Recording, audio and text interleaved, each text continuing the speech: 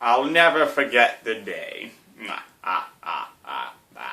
It's my impression of Rob Brydon doing an impression of Ronnie Corbett. Welcome. Good evening, ladies and gentlemen. I am tonight's entertainment, and I have one question for you. Would you like to hear some terrible teenage poetry?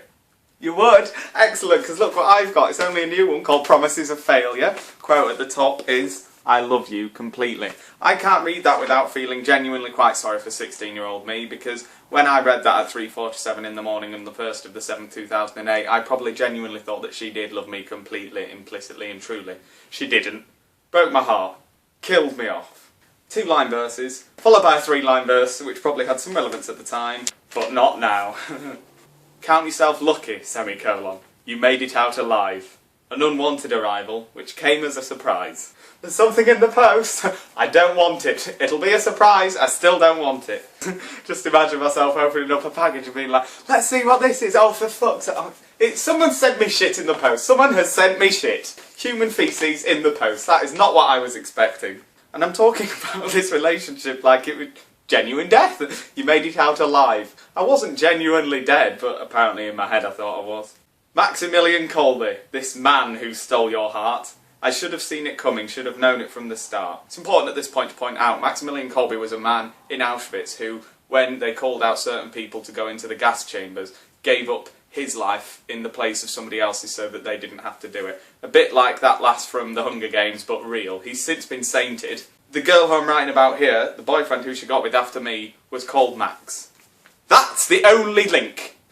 And summer '08 was ours to hold. I pinned up a poster, a centrefold, from a magazine, from HMV. That floor no longer open to me. I like the line summer '08 was ours to hold. I still think that rings true a little bit. There's still something of that beautiful youthful energy in that line, but I pinned up a poster, a centrefold. I specify what kind of a poster it is. It's the one you get in the centre of the magazine. And it goes from that line on to the next one, from a magazine. Like I've been really specific about where this poster came from HMV. That floor no longer open to me. Basically that was her summertime job, was that she worked in HMV, so in my head then I went, can't go there anymore, like I try and get in and the security guard and go, are you Laura's ex? I am indeed. Can't come in, mate. I just want to go on the first floor. Sorry mate, that's where she works. 'Cause you are there, the stallion queen, the reed royal hanging of the social scene. Still don't know what it means to this day. With cigarettes and alcohol and music all to match, I'd have loved you forever, girl, semicolon. You were the perfect catch. Oh, Rory. Cigarettes, alcohol and music all to match. What does that mean? Oasis. Final verse. You've gone and found that new boy to toy with and to own. Proof, if not acknowledgement. I'm better off alone.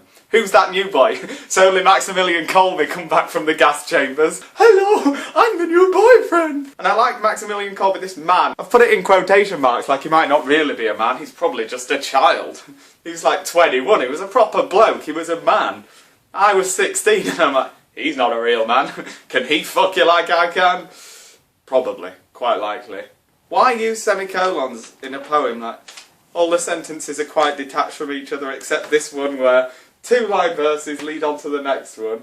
And I genuinely don't think there's any point to the structure other than I wanted it to be a little bit different to the other poems. And with that, I bid you good night. Oh, Maximilian Kolbe.